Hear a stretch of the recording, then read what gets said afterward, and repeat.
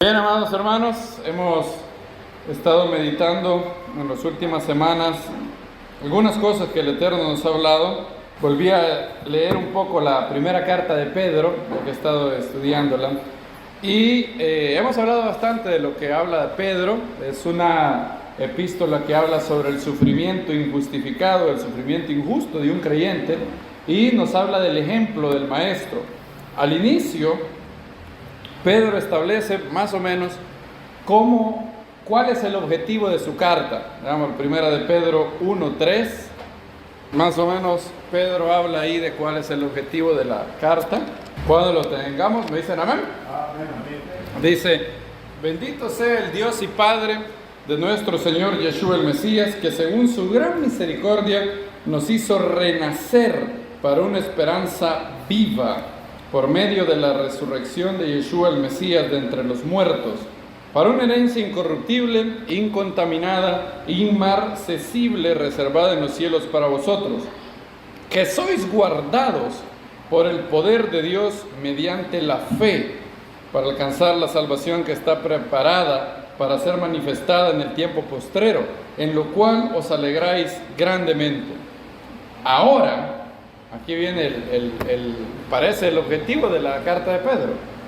Ahora, por cuanto es necesario, estáis siendo un poco afligidos, y aquí Pedro es diplomático, no sé ni qué palabra decir. La gente estaba matando a los creyentes y él dice, un poco afligidos, como que fuera un dolor de cabeza.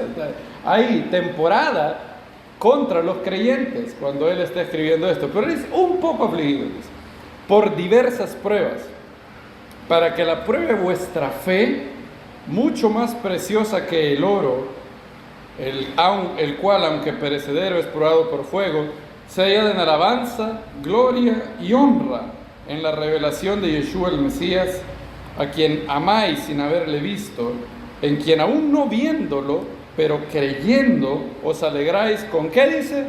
Gozo inefable y glorioso, obteniendo el fin de vuestra fe, la salvación de las almas.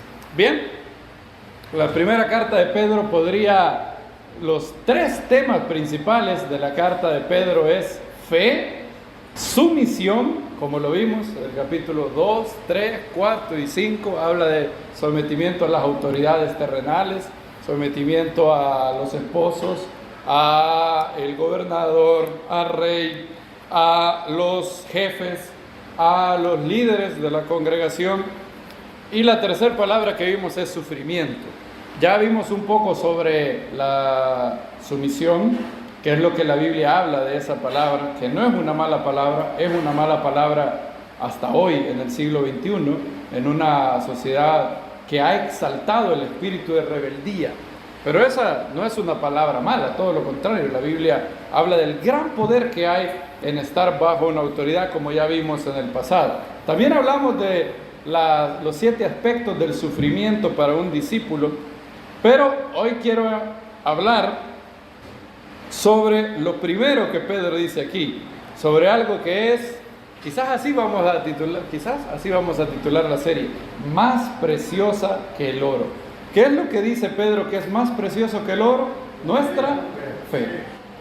Dice la Biblia que nuestra fe tiene que ser ¿cómo? Probada. Adrian Rogers decía, me acuerdo una vez, lo escuché, él decía, una fe que no ha sido probada, no se puede confiar en ella. No ha sido probada. Es hasta que ha sido probada que la fe se ve si es verdad, si es verdadera, si es profunda, si es fe que salva.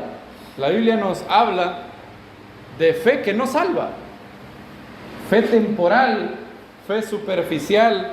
Quizás hablemos de eso también en otro Shabbat.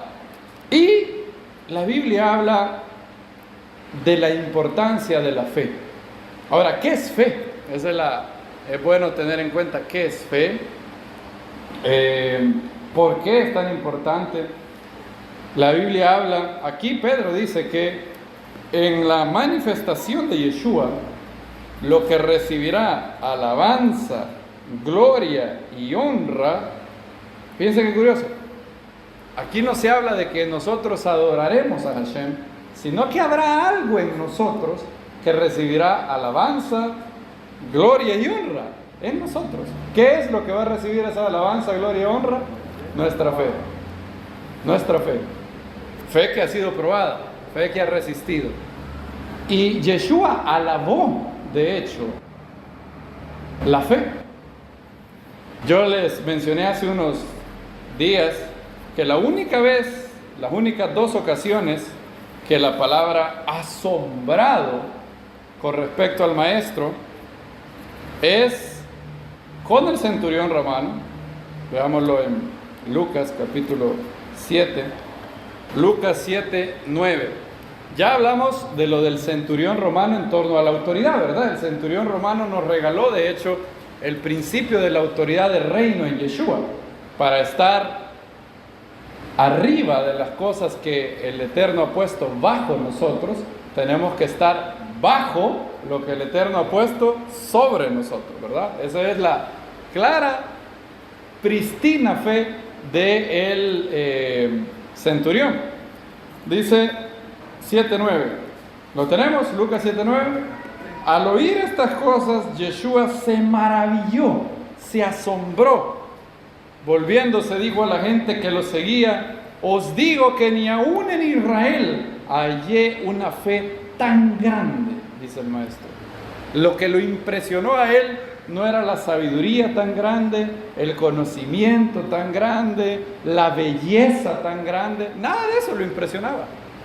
Lo que lo impresionaba a él era la fe grande. ¿Y saben qué otra cosa lo impresionaba? Pero hoy, para mal, la incredulidad. Dice Marcos capítulo 6, otra vez menciona la misma palabra. Son las únicas 2 veces que se menciona en los evangelios que Yeshua estaba asombrado.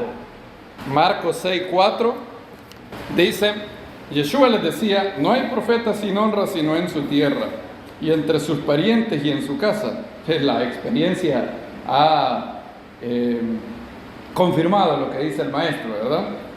Y no podía hacer ahí ningún milagro, fíjense, ni el maestro. Este hombre que había hecho muchos milagros en Capernaum, en Nazaret no puede hacer ningún milagro, excepto que sanó a unos pocos enfermos imponiéndole las manos. Hubieron sanidades, pero no fueron sanidades espectaculares como las hubo en Capernaum. Y estaba, miren el verso 6, estaba, ¿qué dice la Biblia? Asombrado por la incredulidad de ellos. Y así recorría las aldeas alrededor enseñando. En otra ocasión, también Yeshua estuvo muy entusiasmado con ver la fe de alguien. En Marcos Marcos menciona la palabra, Mateo es el de los sinópticos que registra el cumplido de Yeshua, la mujer sirofenicia. Ahí no se menciona la palabra asombrado, así literal no dice, y Yeshua se asombró. Pero, digamos que el asombro está implícito, a pesar de que no se menciona la palabra literal asombro en griego, pero sí Yeshua la alaba a la mujer por su fe. Mateo 15, ayer hablábamos de este pasaje, un día hablaremos bien quizás, no hay mucho tiempo para hablar de todo. Lo que vemos es la fe de la mujer. Imagínense que su hija está endemoniada, terriblemente endemoniada. Los discípulos la ahuyentan. El maestro la despide, le dice, no fui enviado sino a las ovejas perdidas de la casa de Israel. La mujer se postra ante él y le dice, Señor, socórreme. Y Yeshua, yo decía ayer, si esto, lo que está en el capítulo 26, 15-26, lo dice cualquier otro hombre en la historia de la humanidad, todos nosotros diríamos, qué increíble, qué duro, qué injusto fue, qué barbaridad, ¿cómo se le ocurrió decir esto? No está bien tomar el pan de los hijos y echarlo a los perrillos. Imagínense, ¿qué hubiera pasado? La mujer tiene de todo para desistir. Ella va y se postra, y aparentemente Yeshua es indiferente con ella. ¿Por qué Yeshua dijo esto? Bueno, eso podemos hablarlo en otra ocasión. Pero lo que a mí me llama la atención es que la mujer no acepta un no por respuesta. Dice, sí señor, dice ella. Pero aún los perrillos comen de las migajas que caen de la mesa de sus amos. Es decir, la mujer tiene perseverancia. Ya le echaron. Es más, la echaron con lujo de barbarie, ¿no? ¿Sí o no? Le dijeron, no está bueno dar el pan de los hijos a los perrillos. Es la manera más dura de despedir a alguien. Los discípulos le echaron, el maestro le echó, pero ella no acepta un no por respuesta. Y aparte de eso, tiene completa fe de que para Yeshua, oigan, sanar a su hija es una migaja. Es algo fácil para el maestro. Facilito. Una migajita. Yo no te estoy pidiendo algo grande. Para ti sanar a mi hija es algo pequeño. Y miren lo que dice el maestro. Entonces respondiendo Yeshua le dijo, oh mujer. ¿Y qué fue lo que dijo él? Grande es tu fe. Hágase contigo como quieras. De hecho, Yeshua pareciera ser que acuñó una expresión en griego. Obviamente él no hablaba en griego, tendría que ser en hebreo. En griego es oligopistos. ¿Qué significa oligopistos? No, al revés. Oligopistos significa pequeños de fe. Lo decía una y otra vez. Vean Mateo 6:30.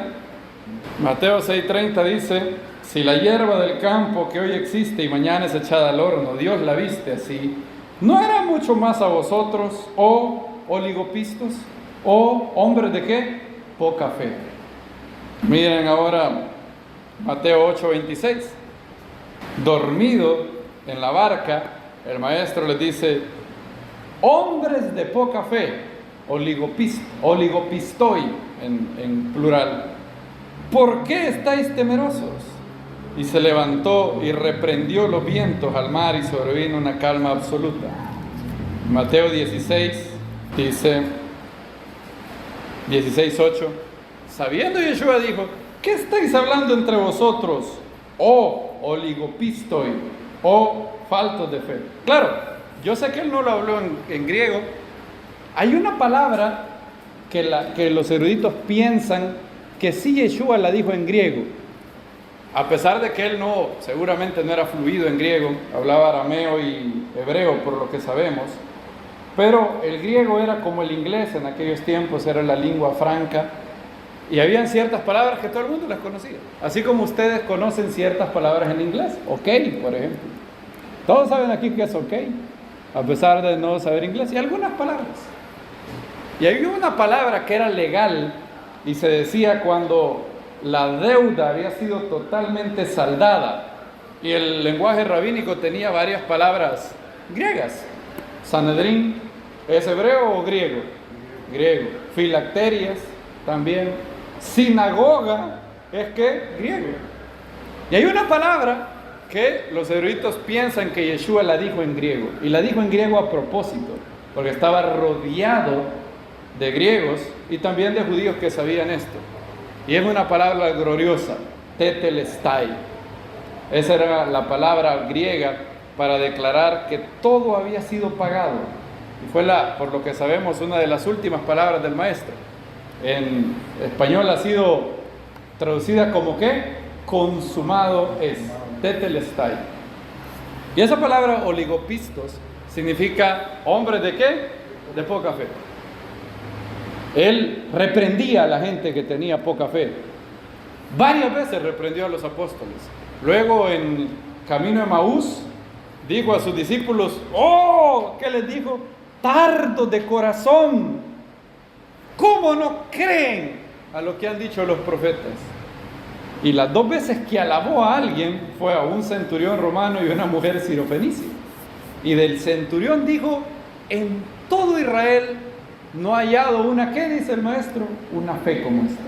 En otras palabras, aquí vemos lo que dice, en manera práctica, lo que dice Pedro. Pedro dice que la fe genuina recibirá, ¿qué cosa en la revelación de Yeshua? Alabanza, gloria y ¿qué? Honra. Alabanza, gloria, honra. Entonces, la fe obviamente es muy importante. es más preciosa que el oro para Dios. Dios no está impresionado para nada con riquezas ni nada, pero al Hijo de Dios, a Yeshua, lo que sí lo impresionaba era la fe. Ahora, también Juan dice, estaba aquí de hecho, primera de Juan capítulo 5, que no solamente la fe es preciosa, la fe vencedora, es poderosa. Primera de Juan 5, 4 dice, todo el que es nacido de Dios vence al mundo. Y esta es la victoria que ha vencido al mundo. ¿Cuál es la victoria que ha vencido al mundo? Nuestra fe. Nuestra fe. Ahora, ¿qué significa fe? Hoy en día tenemos un gran problema con la palabra fe, porque la palabra ha sido mal definida, mal entendida, y a menudo ha sido colocada en el ring de box contra la razón. Si ustedes le preguntan a varias gente, dirá, ¿qué es fe? Dirán lo contrario a la razón. O sea, uno o tiene razón o tiene fe. No es eso lo que muchas veces se asume. La fe es lo contrario a la razón. La gente también, incluso, y esto es lo más trágico, incluso hay muchos creyentes que creen eso. Escuchamos frases como, créalo por fe, lo cual está bien, no hay ningún problema con la frase. Ahora, la intención muchas veces significa, créalo sin ninguna razón, sin ninguna evidencia. Un ateo, por ejemplo, en un debate dio la definición de fe como creer algo sin ninguna evidencia o a pesar de la evidencia. Eso fue la definición de fe que daba este ateo. Un niño una vez en la escuela le preguntaron, ¿qué es fe? Y el niño contestó, es lo que dices que crees, aunque sabes que no es verdad. Otro niño, fíjense, el niño lo que contestó, otro dijo, fe es aquello que nadie creería si no estuviera en la Biblia. ¿Es eso fe? En la Biblia no es fe eso. Para nada es fe. Fe en la Biblia significa algo muy diferente. De hecho, el concepto que tenemos en Hebreos nos habla de qué es fe. Hebreos 11 también es otra cosa muy importante. Sin fe, ¿qué dice la Biblia? Imposible, no difícil, imposible agradar a Dios. Porque el que se acerca a Dios debe de creer que Él existe y que es galardonador de los que le buscan. Dice, la fe es pues la certeza de lo que se espera, la convicción de lo que no se ve. Esa palabra certeza podría ser también descrita como la seguridad de lo que se espera, la convicción de lo que no se ve. En la Biblia, la palabra fe no significa creencia ciega, no significa un salto a la oscuridad, no significa creer sin evidencia, creer no significa lo contrario a la razón. De hecho, C.S. Lewis le dio en el clavo cuando él dice que la fe no es contraria a la razón. Lo que la fe muchas veces en la Biblia se contrasta la fe contra algo, es contra la vista. ¿Se han fijado? La Biblia no dice andamos por fe y no por razón, dice porque por fe andamos y no por qué, vista. Miren la definición de Hebreos, dice, es la convicción de lo que no que se ve. En otras palabras, la fe no está en contra de la razón, la fe no está en contra de la evidencia. De hecho, la fe se contrasta con lo que se ve. Ahora, hay que entender bien qué es fe y hay lo podemos analizar desde varios puntos de vista y esto es muy importante porque luego vamos a ver qué hay que hacer para crecer en la fe. La Biblia dice que la fe puede crecer. Vemos que Yeshua dijo que sus discípulos eran hombres de ¿cómo? Poca fe. Pero no necesariamente todo el mundo tiene que tener poca fe, porque vemos dos ejemplos donde Yeshua dijo que estas dos personas ¿cómo tenían la fe? Grande, era muy grande la fe. Ahora, si mi concepto de fe es el concepto que le ha dado el mundo, la cultura popular, contemporánea, si la fe es un salto en la oscuridad, ser grande en la fe es sinónimo de ser grande en ser ingenuo, ¿verdad? Porque si yo defino la fe como lo que está en contra de la razón, entre más fe tengo, soy más irracional. Y obviamente, ¿quién va a querer ser ingenuo? ¿Quién va a querer crecer en ingenuidad? Nadie. ¿Quién va a querer crecer en irracionalidad? Nadie. Entonces es muy bueno saber qué es fe. La primera vez que se menciona la palabra, ya lo hemos dicho esto, pero hay algo que quiero resaltar hoy que no lo he resaltado antes. La primera vez que aparece la palabra emuná como tal en la Biblia es en la lucha contra Amalek, ustedes lo saben, Éxodo 17, capítulo 12, verso 12, perdón. Dice, como los brazos de Moisés se entumecieran, tomaron una piedra y se la pusieron debajo y se sentó sobre ella. Aarón y Hur sostenían los brazos uno por un lado y el otro por otro. Así tuvo, ¿qué dice? Firmeza en sus brazos hasta que se puso el sol. La palabra ahí, firmeza, en la Biblia es emuná. Es la misma palabra para fe. Si se hubiera traducido fe, le hubieran puesto, así tuvo fe en sus brazos hasta que se puso el sol. Pero se tradujo como firmeza. Y esta es la primera vez que la Biblia nos habla de la fe. En otras palabras, tener emuná es creer que algo es digno de apoyarse en algo, que algo es digno de, que tiene un fundamento sólido. Y eso cambia mucho nuestra cosmovisión. Fe en la Biblia es confiar en lo que tenemos buenas razones para confiar. Fe en la Biblia es creer en lo que la evidencia nos dice que es cierto. Eso es la fe.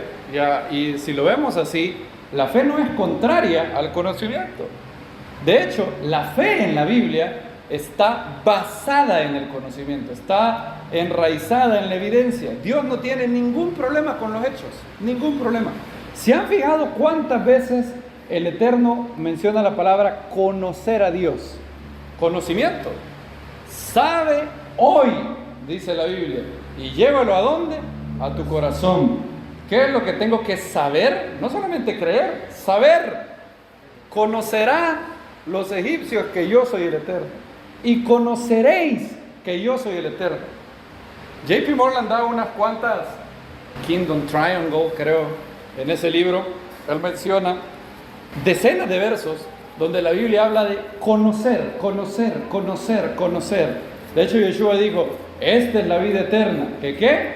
Que te conozcan, no que crean en ti, que te conozcan a ti, el único Dios verdadero, y a Yeshua el Mesías, a quien tú has mandado. Entonces, la fe en la Biblia no es contraria al conocimiento, todo lo contrario. Es basada en el conocimiento, basada en la evidencia, basado en lo que tenemos buenas razones para creer que es cierto. Eso es la fe. De hecho, Wayne Grudem, un gran teólogo, nos invita a hacer un pequeño cambio en nuestro vocabulario para entender un poco qué es fe. Él dice lo siguiente: la fe salvadora, dice en su teología sistemática, en la página 710, sí, tiene todas esas páginas.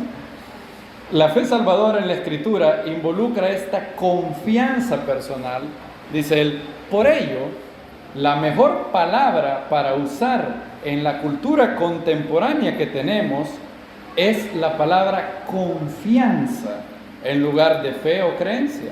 La palabra confianza que tenemos en inglés, en español, está más cerca a la idea bíblica, dado que estamos familiarizados con confiar en las personas en la vida real. Sustituye la palabra fe con confianza en Dios. Y ahí vemos que la fe no es contraria a la razón. ¿En quién confiamos más? Entre más conocemos a una persona, más una de dos. O confiamos más en ella, ¿o qué? O desconfiamos más de ella, porque tenemos conocimiento. Entre más conozco a mi esposa, a Nancy, más confío en ella. Ahora, mi confianza está basada, es un salto a la oscuridad. Mi confianza no tiene evidencia. Mi confianza no tiene base en el conocimiento. Todo lo contrario, es debido a que conozco a Nancy, que confío en ella. Confianza en Dios. Y por eso el maestro le daba tanta relevancia a la fe. La fe es confiar en Dios. La fe es depender de Dios. La fe es basado en lo que sabemos, basado en lo que Dios ha revelado, basado, así como Moisés, las manos de Moisés eran débiles, pero le pusieron una piedra para sentarse. ¿Y quién le tenía los brazos? Aarón y Hur. ¿Y había qué cosa en las manos? Firmeza. La fe bíblica no es algo que descansa en la nada, en el aire, descansa en una base fuerte, firme. La revelación de Dios, la gran revelación de Dios. Y por eso la fe no es contraria a la razón, está basada de hecho en la evidencia. Nadie en la Biblia se le pide creer a lo tonto. Nadie se le pide creer sin evidencia. Nunca. Miren por ejemplo Éxodo 19, cuando se va a dar quizás uno de los 3 eventos más grandes de la historia humana después de la creación, la revelación nacional al pueblo. Fíjense lo que dice Hashem. Éxodo 19, 9. El Eterno dijo a Moshe: he aquí yo vengo a ti en el espesor de la nube, para que el pueblo oiga cuando yo hable contigo, y para que te, ¿qué dice? Que te crean para siempre. Fíjense la lógica de Dios.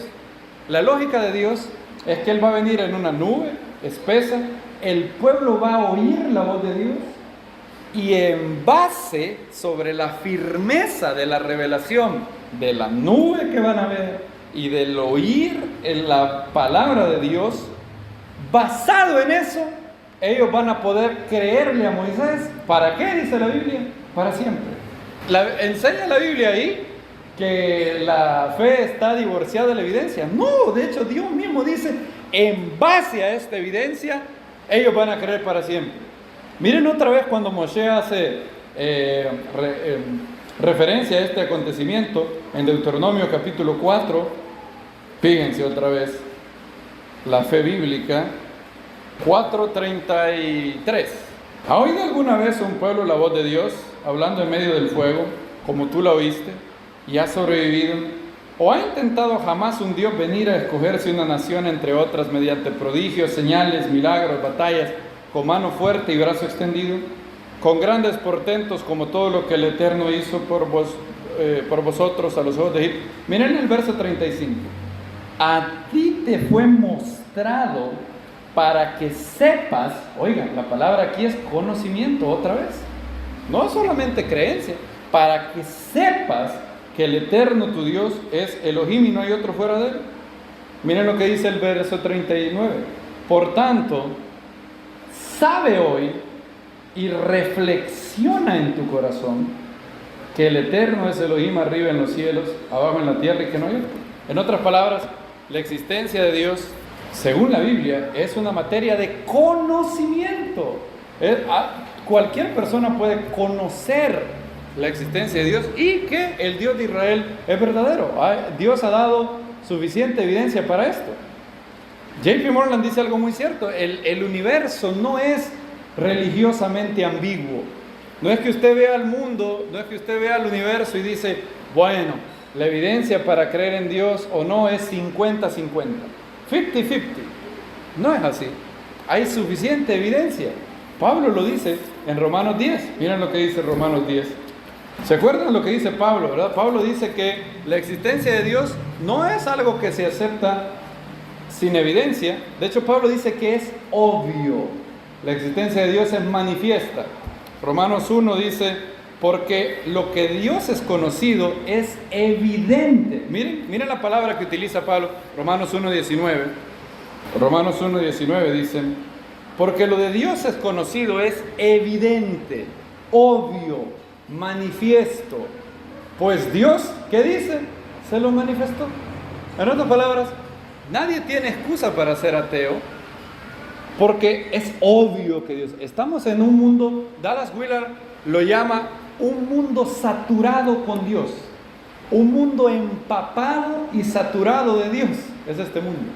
Donde vean hay revelación del Eterno. Dice Pablo, porque las cosas invisibles de Él, su eterno poder y deidad, se hacen claramente visibles desde la creación del mundo, extendiéndose por medio de las cosas hechas, de modo que son como inexcusables. Pues habiendo conocido a Dios, no le glorificaron, ni le dieron gracias, sino que se entregaron a vanas especulaciones. Su necio corazón fue como entenebrecido. Miren Romanos 10, 14. Dicen, ¿cómo pues invocarán a aquel en quien no creyeron? ¿Cómo creerán en aquel de quien no oyeron? ¿Y cómo oirán sin haber quien predique? ¿Y cómo predicarán si no son enviados? Como está escrito, cuán hermosos son los pies de los que proclaman buenas nuevas. Pero no todos obedecieron a la buena nueva, pues Isaías dice, Señor, ¿quién creyó a nuestra predicación? Así que la fe viene por medio de la predicación, y la predicación a través de la rema del Mesías, de la palabra del Mesías. Ahora miren el verso 18. Dice, pero digo yo, ¿acaso no oyeron? O sea, Pablo anticipa aquí, fíjense. Quédense aquí en el verso 17. Pablo está anticipando que alguien diga, bueno, como la fe viene por el oír, Dios es el que da fe, a mí Dios no se me ha revelado. Yo no tengo ninguna revelación de Dios. Yo tengo excusa para no tener fe. Yo no he oído nada de Dios. Nada he oído de Dios. Y Pablo anticipa, ahora, en realidad, ¿no han oído nada de Dios?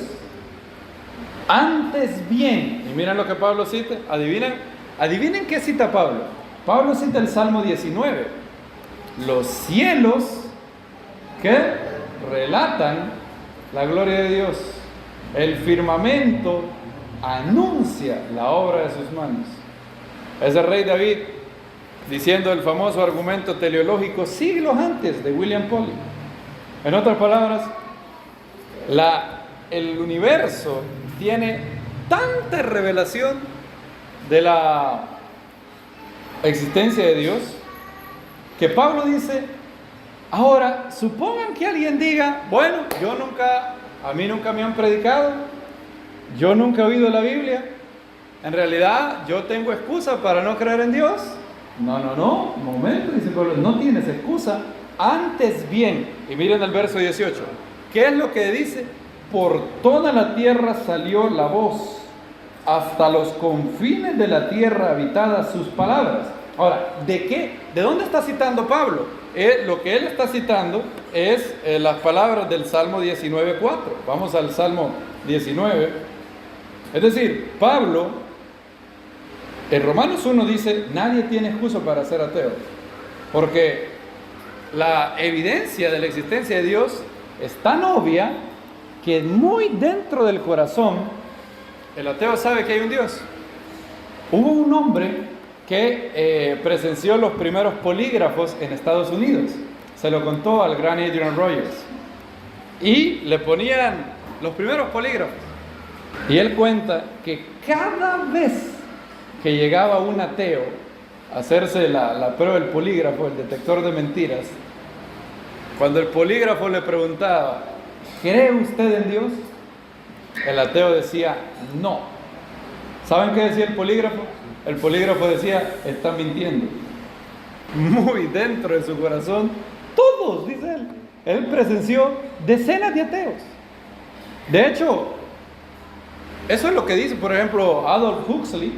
Dice, yo no es que no crea en el Dios de la Biblia, porque no hay evidencia. Yo no creo en el Dios de la Biblia, porque creer en el Dios de la Biblia irrumpiría en mis preferencias sexuales. Otro ateo dijo, no podemos permitir un pie divino en nuestra puerta. Eso nos coartaría nuestra libertad sexual. En otras palabras, no es que no haya evidencia, sino, ay no, si obedeciera a Dios, eso implicaría de que tendría que cambiar mi estilo de vida. Y eso no me gustaría.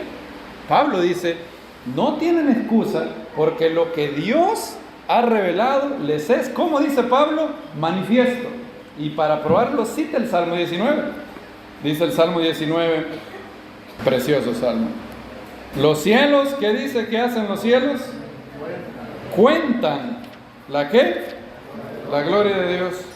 El firmamento muestra la obra de sus manos. Día tras día vierte su mensaje. Y noche tras noche da sabiduría.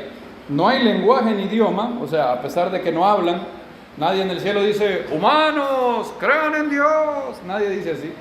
Pero cualquier ser racional ve la perfección, el diseño, el afinamiento de la creación y dice, ¿cuál es la probabilidad que todo esto haya salido de la nada, por casualidad? ¿Cuál es la probabilidad que de una sopa cósmica unos átomos dijeron, ¿saben qué? Separémonos. Vos andate y formá un pie. ¿Vos qué vas a hacer? Bueno, yo voy a formar el brazo. Ah, ok, vamos a formar. ¿Y vos qué vas a hacer? Bueno, no, el hombre que vamos a hacer tiene que comer. Yo me voy a hacer un árbol de naranja, pues tiene que comer. Y salieron otros átomos y dijeron, bueno, yo voy a hacer estómago. Así que bueno, ¿y cómo nos vamos a...? Imagínense eso. Sin inteligencia, el ateo piensa que eso pasó. Ahora, ¿cómo pueden tener la fe para creer eso? Es increíble. Su trazo llega hasta toda la tierra, las palabras hasta los confines del orbe. Y esa es la palabra que Pablo cita. Otras palabras, Pablo en Romanos 10 dice, ahora yo les he dicho, ¿quién creerá si no han oído? ¿Quién si no les predican? ¿Quién predicará si no son enviados? Pero luego Pablo dice, ahora, no vaya a ser que alguien de lo que estoy diciendo diga, ah, bueno, yo no he oído nada de la Biblia, yo tengo excusa. Antes bien, dice Pablo, no han oído. De verdad no han oído. Y cita el Salmo 19.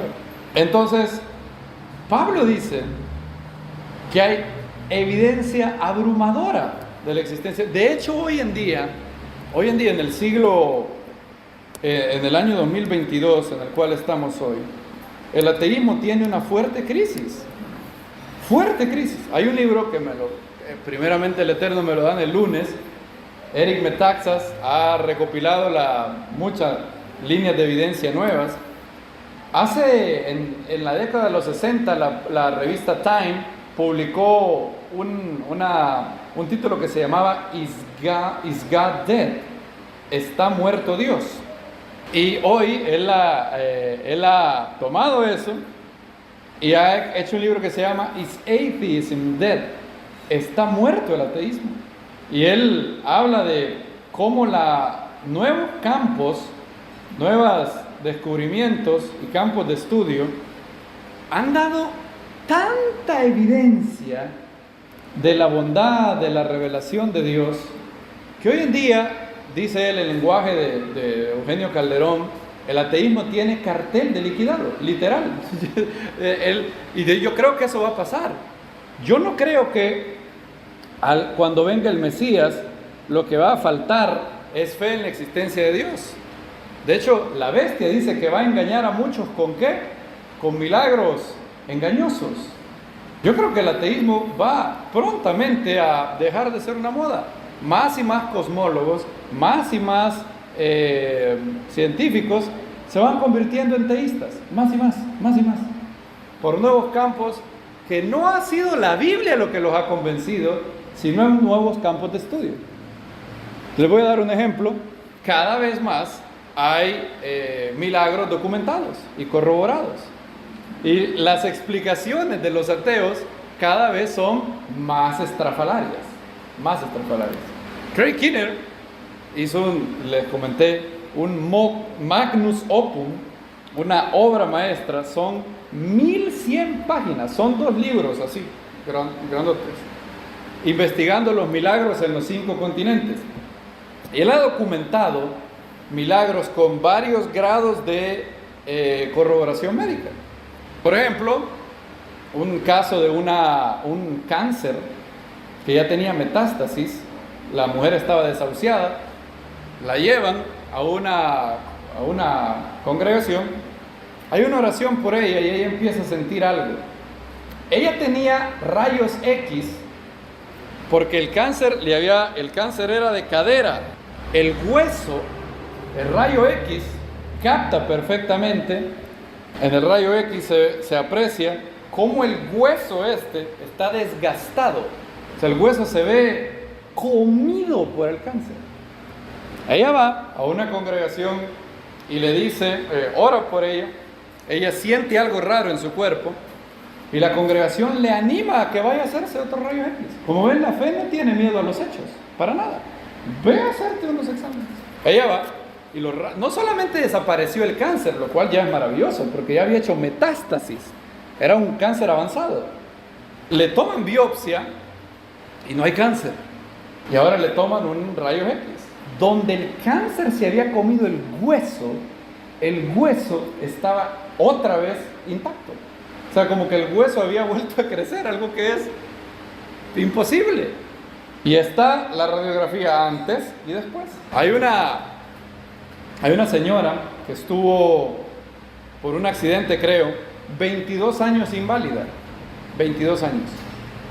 Silla de ruedas, sin nada de sensibilidad en las piernas. 22 años en silla de ruedas. Y hay videos así casuales como yo tomándome una foto con ustedes. Videos, la señora era conocida en todo el área. Estuvo 22 años después del accidente en silla de ruedas. En una ocasión la llevan a una iglesia. Ella es creyente, de hecho. Y pasó todo lo que podía pasar con ella. Habían llegado personas a profetizarle que estaba así por un pecado, lo cual es terrible. Habían llegado otros y habían orado por ella y no se había sanado en todos estos años. Ella había pasado todo. Un día en su iglesia estaba orando por otra persona. Ella estaba orando, en sí de Reyes, ella está orando por otra persona. Y empieza a sentir una electricidad en las piernas. Y empieza a sentir otra vez sensibilidad. Claro, la hermana Noemí sabrá, como médico, que debido a la inactividad, los músculos estaban un poco atrofiados, porque había pasado sentada ahí. Entonces ella empieza a sentir, pero los músculos están un poco atrofiados. Y pide ayuda para levantarse. Está el video de la mujer, cuando empieza a levantarse y empieza a caminar. No es una caminata así que salió corriendo, pero ella empieza a caminar, los músculos empiezan a hacer otra vez a adaptarse, y hasta el día de hoy está perfectamente caminando. Y hay evidencia antes y después. Ahora, aquí viene. ¿Saben qué dijo un ateo de eso? ¿Adivinen qué? Un ateo dijo, bueno, lo que debió haber pasado es que ella fingió que estaba inválida para luego, oigan esto, para luego levantarse de la silla y hacerse famosa. Entonces yo me quedé, ¿en serio? ¿En serio esa es la explicación? Imagínense el precio intelectual que el ateo está dispuesto a pagar. Una explicación tan absurda. O sea, imagínense una persona pasó, según él, 22 años postrada en una silla haciéndose para luego reclamar la fama. ¿Se pueden imaginar? Entonces, las explicaciones para negar lo milagroso que están siendo corroboradas por la ciencia cada vez son más absurdas. Por ejemplo, ahora hay ateos que han visto innegables milagros. ¿Y saben cuál es ahora la nueva línea de ataque? Y entonces, ¿por qué Dios no sana a los amputados? ¿Por qué a alguien que le han amputado la pierna no le vuelve a crecer? Yo me quedé, ¿en serio? Eso es lo que... A eso va a quedarse el ateísmo. A este grupo de explicaciones absurdas. Por ejemplo, ¿por qué se necesitaría levantar la barra de la evidencia tan alta? Un amputado, ok, yo voy a creer si a un amputado le crece otra vez la pierna. ¿De veras? ¿Qué tal lo que pasó con Bárbara Kumisky Snyder?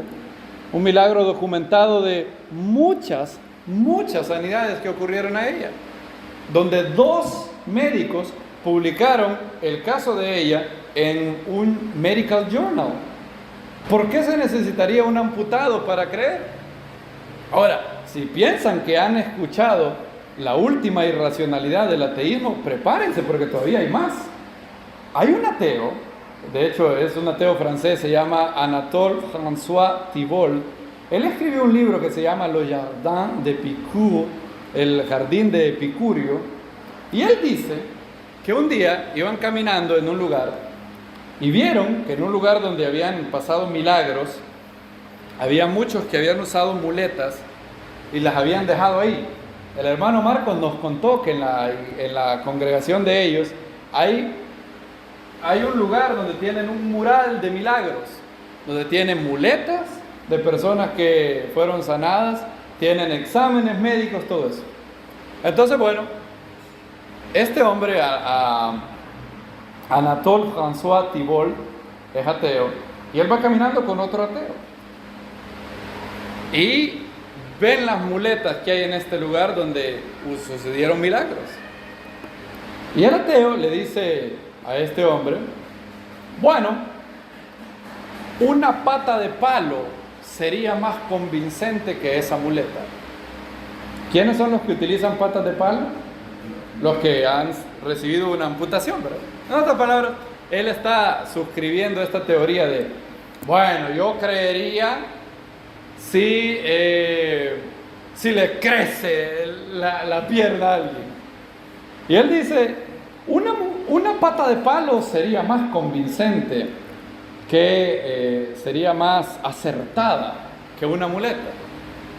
Ahora, oigan lo que dice este ateo, Anatole François, dice lo siguiente: esta era la palabra de un hombre sensato, pero hablando filosóficamente, la pierna de madera no sería más, oigan, agárrense, no sería más convincente que una muleta.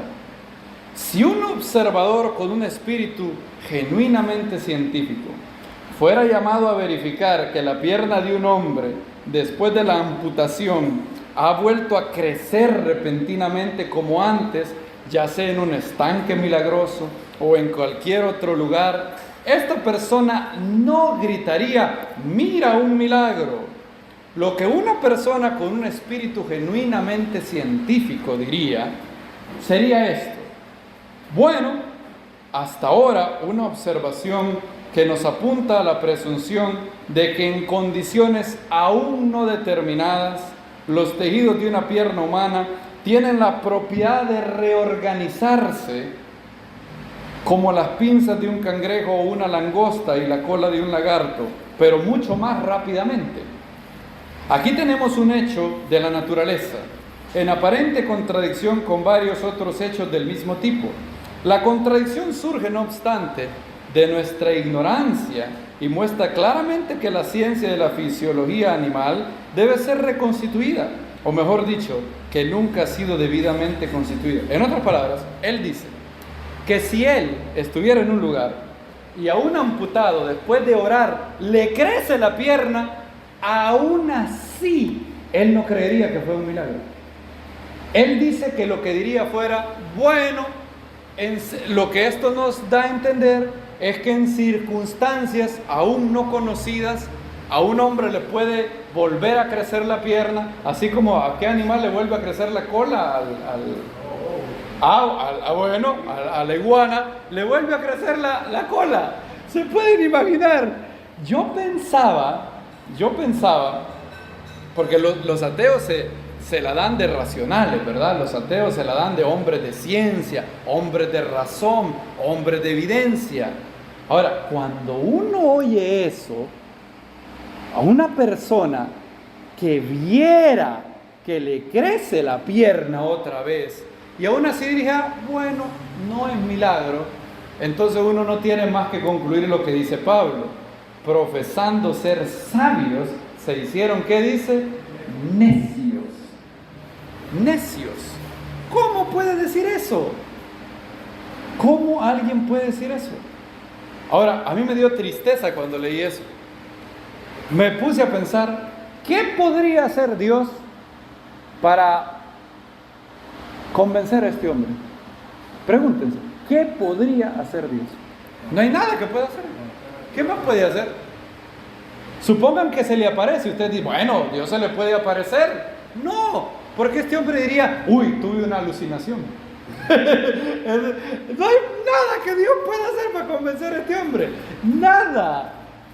Y entonces, vemos cómo la fe bíblica no es sin evidencias. Hoy en día tenemos evidencias abrumadoras sobre Dios. Otro campo que ha sido estudiado hoy en día son las Near Death Experiences, experiencias cercanas a la muerte. Es un campo fascinante hoy en día. Yo antes no lo veía muy llamativo eso, porque yo decía, bueno, si una persona se muere clínicamente y luego resucita, lo resucitan, hay resucitación, y luego él nos cuenta, ya no hay de eso, ¿verdad? Hubo un túnel negro, una luz al final del túnel, vio gente, vio al abuelito que se había muerto. Bueno, yo decía, bueno, en toda justicia para el escéptico eso se puede explicar de manera natural. Digamos que el cerebro sigue trabajando, ¿ok?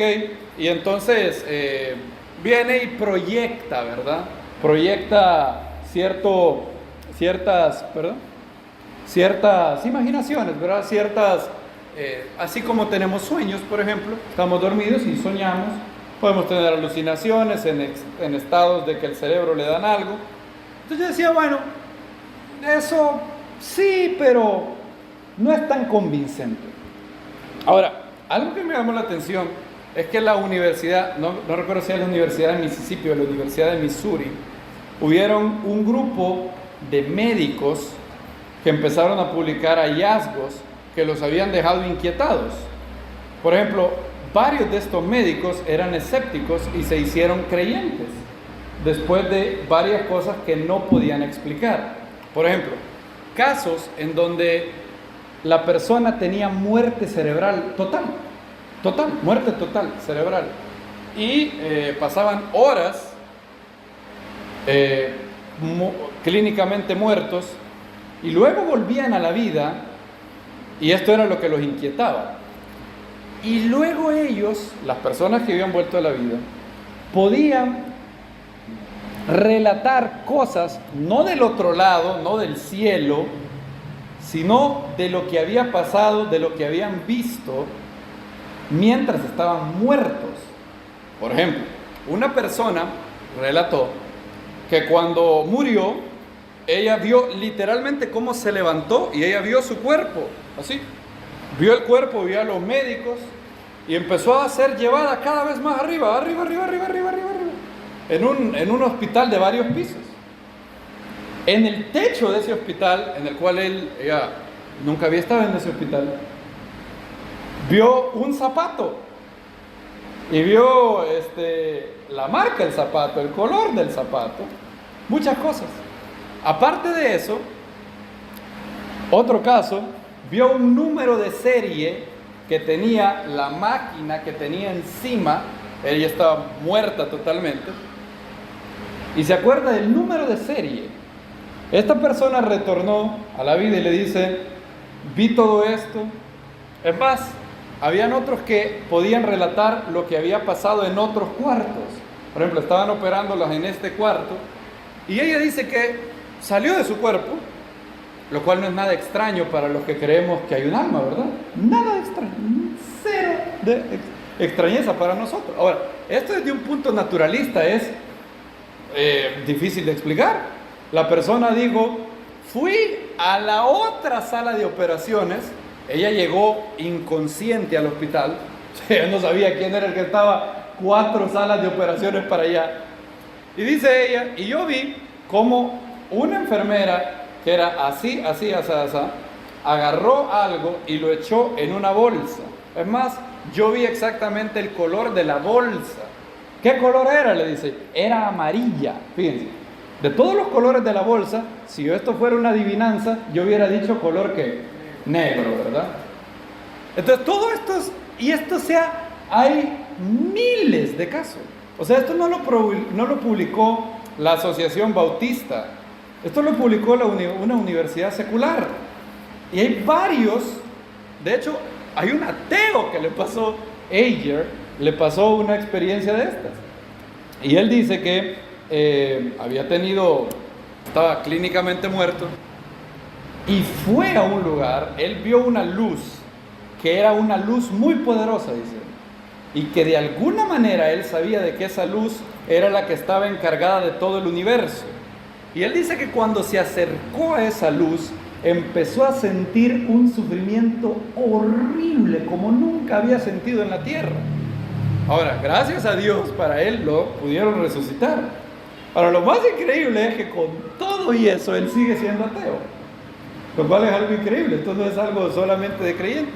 Y así, casos y casos, una niña, por ejemplo, que tuvo una experiencia de estas y le comunica a la mamá, hey, allá vi a una persona que me dijo que había sido tu novio en la secundaria.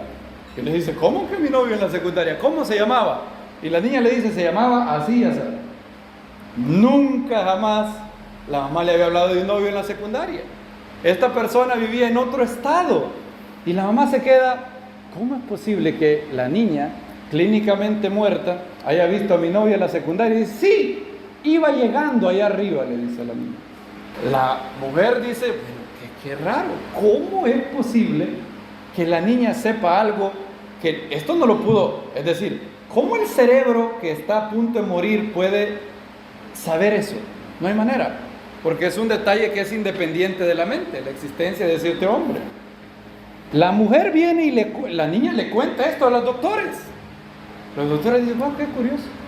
Y le dicen a la mujer, tú podrías hacer las indagaciones si este novio en la secundaria está muerto o vive, no sé. No sé, le dice yo. Bueno, lo dejé de ver hace tiempo, está en otro estado, a miles de kilómetros de distancia. Bueno, esta mujer empieza a hacer indagaciones, empieza a decir, oye, tú no de alguna manera se conecta con el amigo de un amigo, de un amigo, de un amigo. Y por último llega a dar a una persona que es familia de este hombre. Y se da cuenta que el hombre había muerto aproximadamente 4 o 5 horas antes de que la niña tuviera esta experiencia.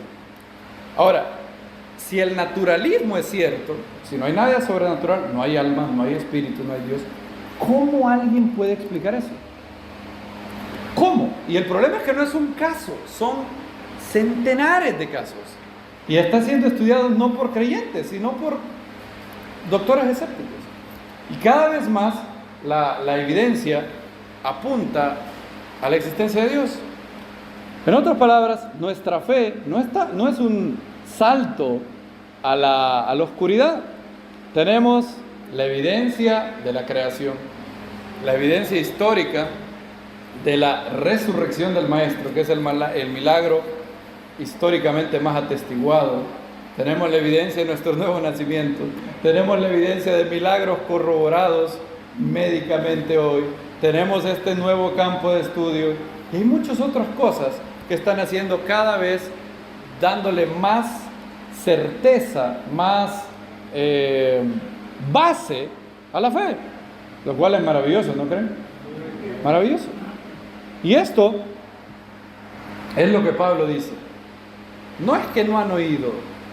La persona que no quiere creer algo es porque precisamente no quiere creer. Thomas Nagel hizo un libro sobre la evolución.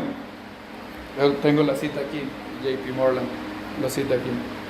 Thomas Nagel es uno de los ateos más famosos hoy vivos, y él ha hecho un libro sobre la evolución. ¿Qué es lo que dice él? Él ha estudiado, es un ateo obviamente, él ha estudiado la evolución, y él sacó un libro, un artículo, y un libro después, que se titula ¿Por qué la teoría de la evolución es casi seguramente falsa. Y él dice todas las falacias, toda la falta de la evidencia de la evolución. Al final del libro, después de que dice, todo esto hace que la teoría de la evolución sea imposible. Esto es los libros de texto del futuro van a decir, ¿cómo es posible que alguien pudo haber creído en esa tontería? Ahora dice, ¿por qué entonces, sabiendo todo esto, no creo en Dios? Dice Thomas Nagel. Y esto es lo que él dice. Bueno, la verdad, dice él, es que yo quiero que el ateísmo sea cierto. Y estoy muy incómodo por el hecho de que algunas de las personas más inteligentes y bien informadas del mundo que yo conozco son creyentes en Dios. Y el problema es que no es solamente que yo no crea en Dios, como naturalmente no creo, sino que yo espero que mi incredulidad sea cierta. En otras palabras, dice él, yo espero que Dios no exista. Yo no quiero que exista Dios. No quiero que el universo sea así. ¿Se pueden imaginar? En otras palabras, él está hablando de evidencia o de algo que él no quiere. Él dice, yo no quiero que Dios exista. En otras palabras, él dice, toda la evidencia me dice que sin duda hay un Dios. ¿Por qué yo elijo no creer en Dios? Yo no quiero que Dios exista. Ahora, yo les pregunto aquí, ¿tiene fe el ateo? Claro que tiene fe. Recuerden que fe es confianza. Ahora, la lucha aquí, amados hermanos, no es entre fe y razón. La dicotomía aquí es entre fe racional del creyente, que está basada en la evidencia, en la revelación de Dios, y fe irracional del ateo, porque ellos ven la evidencia y dicen, no quiero creer. Lo cual me recuerda de algo que el maestro dijo en Juan 7, 17. Fíjense cómo dice el maestro: si alguno quiere hacer su voluntad, miren, conocerá, otra vez la palabra conocimiento. Si alguno quiere hacer su voluntad, conocerá la doctrina, si es de Dios o si yo hablo de mí mismo. En otras palabras, aquí tiene que ver con la voluntad, ¿verdad? El maestro dice, si alguno tiene un corazón sincero, un corazón puro, y quiere hacer la voluntad de Dios, él conocerá si la doctrina es mía o es del Padre. Si alguno quiere, es algo de la voluntad, porque la evidencia hay impresionante.